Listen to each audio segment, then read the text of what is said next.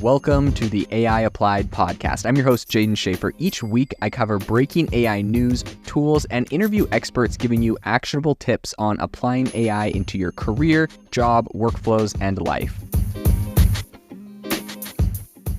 Today in the news, Snapchat has integrated ChatGPT into their app. So today we are going to talk about how they're doing that, how this all works, and what their idea for this is in the future. So let's jump into it.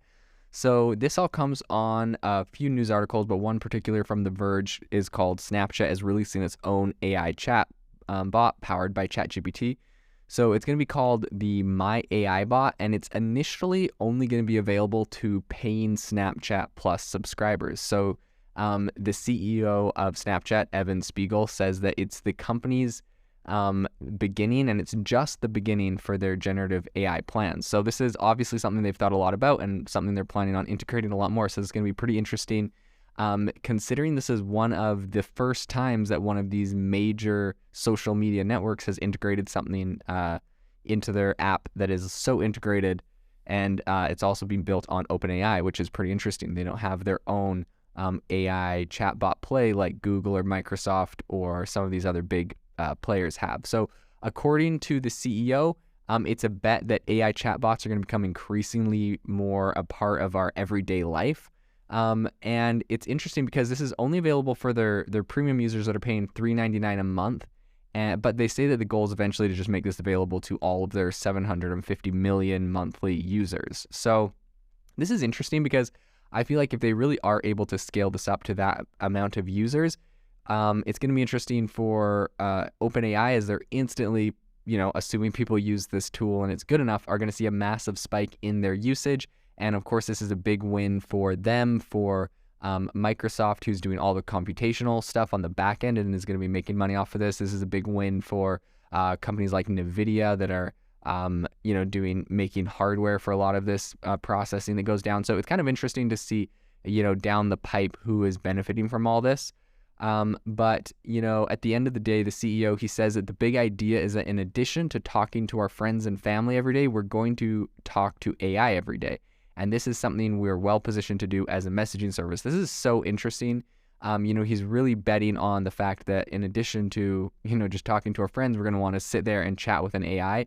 And I totally understand sitting there and talking to ChatGPT when you're trying to figure out the answers to a question or whatnot, and kind of using it like you would Google, but using it as just a chat bot to pass the time or to talk is a very interesting, of course, people have been doing it. There's chatbots like Replica that are really popular with teenagers, but this is going to be really interesting to see how this plays. And I'm assuming that for Snapchat, they're probably trying to take a little market share from Replica, who's incredibly popular, one of the top apps.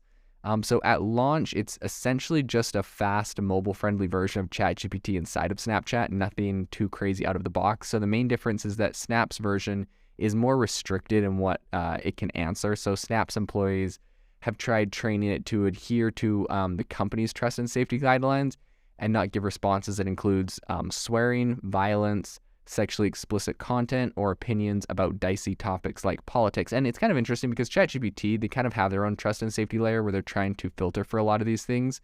But I'm just assuming that Snapchat is putting an extra filter on there, considering their audience does have a lot of younger people in it. So essentially, it's been stripped of functionalities that have already gotten ChatGPT banned in some schools. Someone tried to get it to write an academic essay about a bunch of topics, and it politely declined. So it's interesting because Snap plans to keep tuning their whole AI tool as more people use it and report inappropriate answers. But one tester went in and he was testing it out and he was not able to get it to say anything that wasn't too standard or crazy. So I think after trying it, a lot of people have been saying that it feels that Snapchat doesn't feel the need to even explain this phenomenon of ChatGPT, but they pretty much can just plug it straight in and assume that it's going to be a tool that people are using. And it's kind of interesting, especially considering the fact that ChatGPT doesn't really have an official app available to the public yet. I know they have some beta versions going around. I've heard some venture capitalists and investors saying that they got early access. But this is going to be, one of the big moments of ChatGPT being directly integrated into a consumer app. And so maybe just for that fact, it will help Snapchat's downloads if someone just wants to use ChatGPT on their phone, and this is an easy way to do it.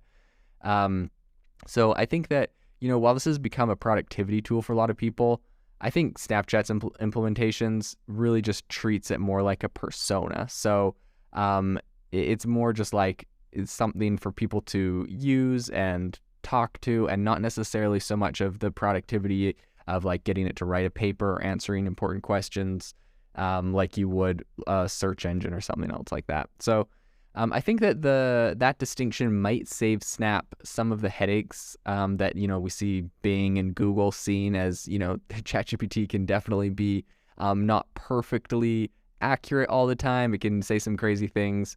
The Bing chatbot has said some crazy things, and Google famously had inaccurate data in their product launch. So I think Snapchat's gonna avoid some of those things because they're not really setting this thing up to be like some engine that gives you truth. It's more just something to chat with or talk with or pass time on. So I think that that should save them. It's going to be interesting to see if this is able to help them increase their company's paid subscriber numbers in the short term. And maybe eventually this could open up some new ways for Snapchat to make money. So it'll be interesting to follow that as it goes. I think Snapchat's one of the first clients of OpenAI's new enterprise tier, which is called Foundry. And essentially it lets companies run the latest GPT 3.5, which is ChatGPT model, with a dedicated compute designated for large workloads, right? So it's not going to have these timeouts, these errors, these crashes being down like the rest of us, regular people using ChatGPT.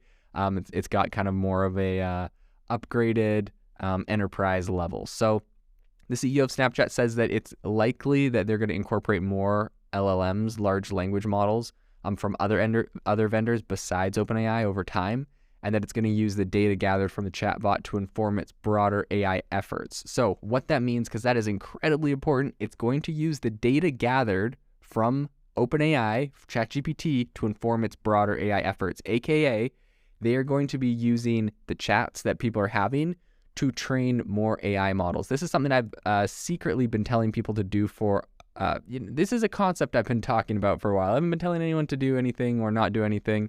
Definitely not investment advice or business advice, but one could make the argument that you could use ChatGPT and the conversations that perhaps you have, like if you integrate it into your product and have your users using it, you could use that content to store it and train your own AI models to produce that type of content. And thereby you would not need necessarily OpenAI. I don't know if that's in the terms of service or not. Just putting that out there. That's definitely something you could do. And it looks like that's in one way or another something that Snapchat is going to do, harnessing this data. So I think while it's pretty basic to start, it's just the beginning of what they see as a really major investment area for Snapchat. And more importantly, a future where I think they're really just hoping that people are going to start talking to AI like it's a person. It'll be interesting to see how this plays out. And thanks for joining us for the show today.